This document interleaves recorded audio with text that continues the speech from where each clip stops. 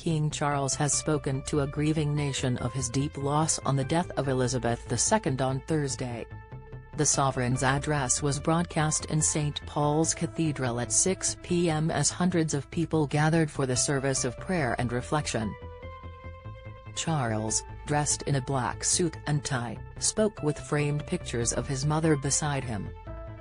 The king described his mother as having pledged to devote her life to the service of her peoples.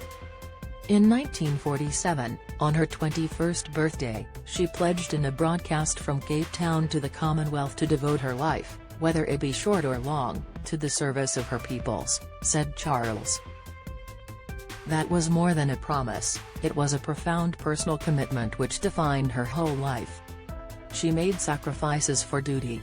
Just in, Charles cheered as he speaks to mourners gathered outside Palace. King Charles appears with picture of Queen, image, Buckingham Palace. In an address to the nation, King Charles said his mother pledged to devote her life, image, Buckingham Palace. Her dedication and devotion as sovereign never wavered, through times of change and progress, through times of joy and celebration, and through times of sadness and loss. In her life of service we saw that abiding love of tradition, together with that fearless embrace of progress, which make us great as nations. The affection, admiration and respect she inspired became the hallmark of her reign. And, as every member of my family can testify, she combined these qualities with warmth, humor and an unerring ability always to see the best in people. I pay tribute to my mother's memory and I honor her life of service, he continued.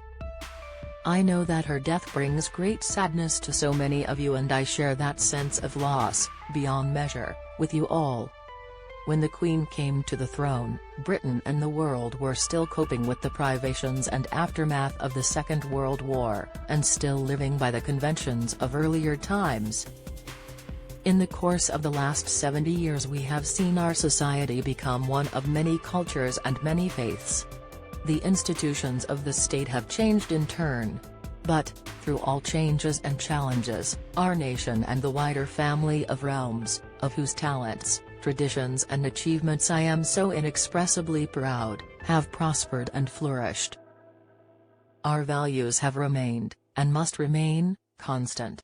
Don't miss Meghan in title row with magazine after it missed out important bit, inside Harry and Meghan lose final chance to visit Queen at Balmoral, claim, analysis Meghan sparks nightmare for Kate and William after US success, video trending Elizabeth II, life in pictures, image, express, the role and the duties of monarchy also remain, as does the sovereign's particular relationship and responsibility towards the Church of England, the church in which my own faith is so deeply rooted.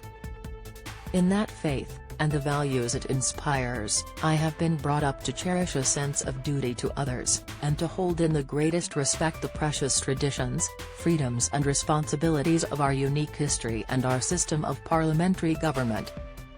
As the Queen herself did with such unswerving devotion, I too now solemnly pledge myself, throughout the remaining time God grants me, to uphold the constitutional principles at the heart of our nation. And wherever you may live in the United Kingdom, or in the realms and territories across the world, and whatever may be your background or beliefs, I shall endeavor to serve you with loyalty, respect and love, as I have throughout my life.